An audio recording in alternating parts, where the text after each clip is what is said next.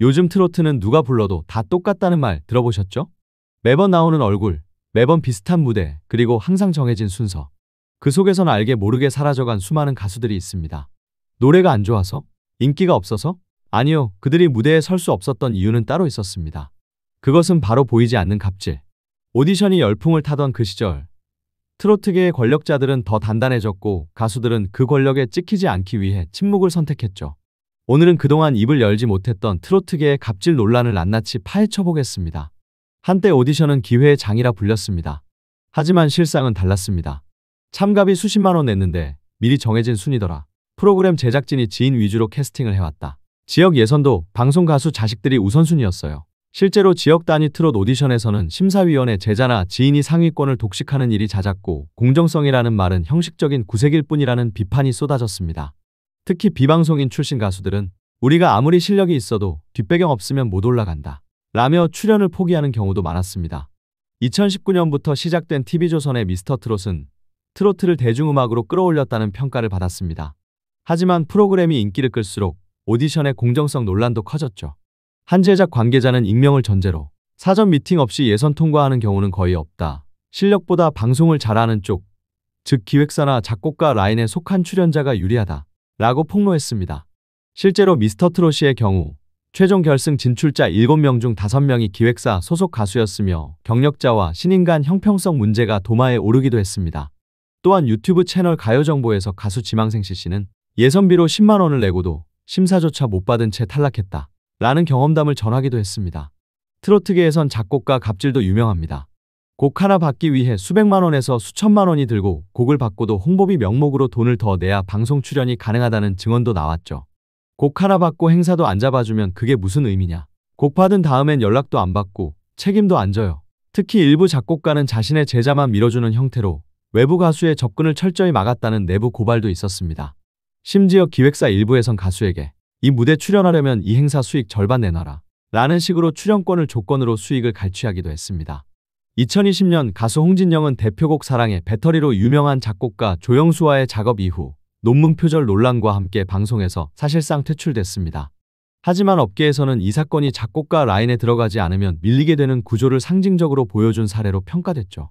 신인 가수 D씨는 한 인터뷰에서 작곡가 E씨에게 곡을 받기 위해 선입금 800만 원을 냈고 추가로 방송 연결을 조건으로 홍보비 500만 원을 요구받았다 라고 말했습니다.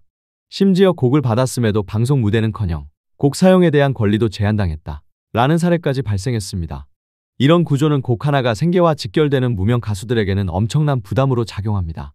곡 하나 받는데 1,000만 원이 넘게 들어가고 그마저도 방송은 보장되지 않는 현실. 이쯤 되면 투자가 아니라 복불복 도박입니다. 현재 트로트 방송의 중심은 몇몇 방송국과 몇몇 작가 그리고 소수의 가수 라인입니다. 실제로 미스터 트롯, 부르의 명곡, 트로트의 민족 등 굵직한 트로트 프로그램을 보면 출연 가수의 면면이 놀라울 정도로 반복됩니다. 방송 작가와 친해야 출연시켜줍니다. 기획사 간의 힘싸움에서 밀리면 출연이 끊기죠. 팬덤 많아도 제작진에 찍히면 끝이에요. 이 과정에서 인맥 없고 소속사 지원이 약한 가수들은 그저 대기 명단에만 이름이 오를 뿐 무대 기회조차 받지 못하는 게 현실입니다. 미스터 트롯이 방영 당시 연습생 출신 가수들이 대거 탈락한 반면 이미 기성 방송 출연 경력이 있는 가수들이 상위권을 휩쓴다는 지적이 있었습니다. 트로트 방송의 중심에는 항상 같은 얼굴들이 반복되고 있습니다. 사랑의 콜센터, 부르의 명곡, 전국 노래자랑까지. 출연자 구성이 비슷하고 작가 PD 라인에 따른 출연 권력이 실존한다는 소문은 공공연하죠.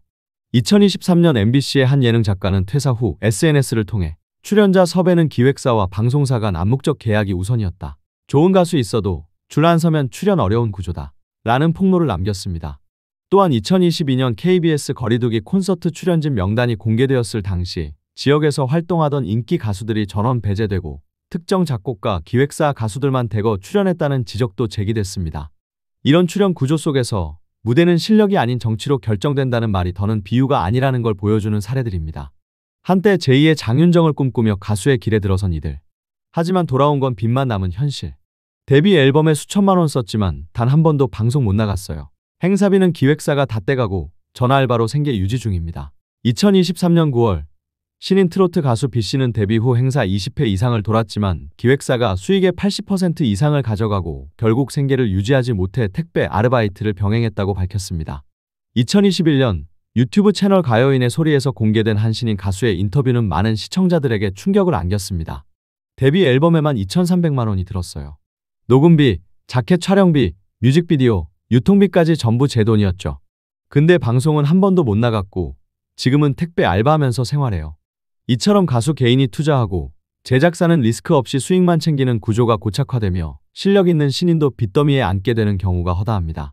소속사가 전속 계약을 빌미로 행사 수익을 대부분 가져가고 출연료 일부를 연습비 차감 명목으로 떼는 방식도 여전하죠.